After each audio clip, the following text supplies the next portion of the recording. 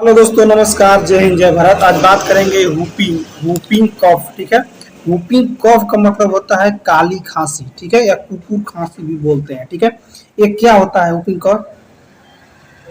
ठीक है, और काली खांसी क्या होता है? ठीक है, मतलब वूपिंग कॉफ को ही क्या बोला जाता है? काली खांसी या कुकुर खांसी। देहाती भाषा में क्या बोला जाता है?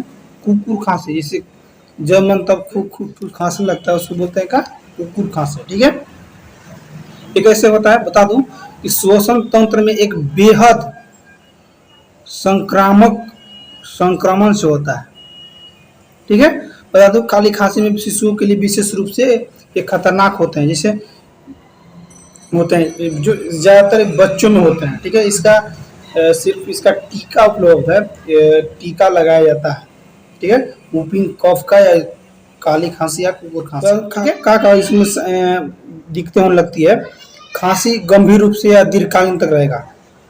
ठीक, और नाक संबंधी नाक छींकना, नाक बहना या संकुचन होने लगता है। ठीक है, पूरे शरीर में थकान या बुखार ये सब महसूस होने लगता है। ठीक है, यह आम बात है कि कपकपी, खांसी, उल्टी, नाक नम आँख, मतलब ये नाक से पानी चलते चलते आँख से आंसू आने लगता है ना, उसके बाद नम आँख होती है। ठीक है, ये बार बार कुछ समय के लिए क्या होता है कि कभी कभी क्या होता है कि किसी में सांस रुकने जैसा भी फील होने लगता है कि लगा कि कभी कभी सांस रुकता है, ऐसा भी फील होता है। ठीक है, अब बात करेंगे कौन सी बैक्टीरिया कारण होता है। ठीक, बता दूं कि ये वर्डेटेला पर्ट्यूटिस नामक बैक्टीरिया के कारण होता है ये।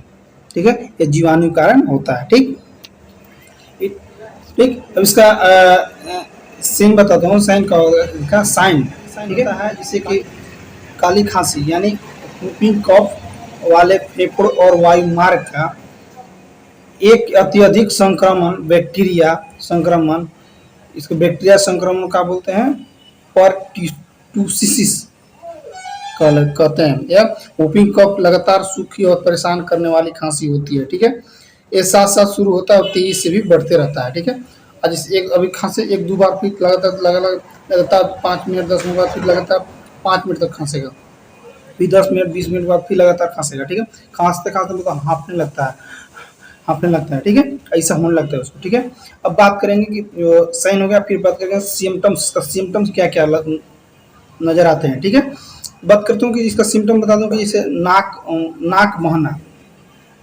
रनिवे रनी रनिए। ठीक है, या नाक बंद होना, ठीक, जैसे छींकना, सीजिंग, सूखी खांसी। सूखी खांसी से परेशान करने वाली खांसी होती है। ठीक है, अब बता दूं गले में खराश, सोर थ्रोट, थोड़ा बुखार यानी स्लाइटली रेस्ट टेम्परेचर। ठीक, और बता दूं समान फीवर, समान जैसा फीवर, जैसे हल्का हल्का फीवर रहेगा, लगेगा हाँ फीवर है लेकिन हल्का हल्का फीवर रहेगा। ठीक है, अब इन्वेस्टिगेशन पीरियड कितना हो रहेगा बता दूं कि 2 से 3 हफ्ते तक रहते हैं। ठीक, ठीक है, अब ये वर्ल्ड वाइड पूरे विश्व में पाए जाते हैं।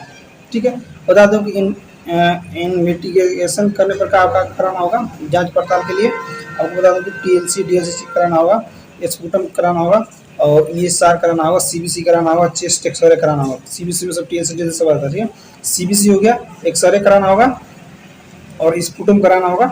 ठीक है, ये सब आपको तब आपको पता चले कौन सी बीमारी डिजीज है। ठीक है, इसमें इन्वेस्टिगेशन कराना जरूरी होता है इसमें। ठीक है, और कम से कम 2 से 3 सप्ताह तक रहता है। ठीक है, इसका मेडिसिन आता है, मेडिसिन में बताऊंगा कौन कौन मेडिसिन होता है, लेकिन पहले वीडियो को मेरा चैनल को सब्सक्राइब कीजिएगा और चैनल का बेल आइकन भी हिट कीजिएगा और लाइक बटन दबाइएगा तब। ठीक है, तो दोस्तों मैं बताऊंगा इसका मेडिसिन अगले वीडियो में। ठीक है दोस्तों, तो आज के लिए इतना ही, मिलते हैं नेक्स्ट वीडियो में। थैंक यू, बाय, जय हिंद, जय भारत। और जो भी मेडिसिन आपको चाहिए कमेंट करके बताइएगा, मैं मेडिसिन पिक्चर सहित अपलोड कर दूँगा। ठीक है, तो दोस्तों आज के लिए इतना ही, थैंक यू, बाय, जय हिंद।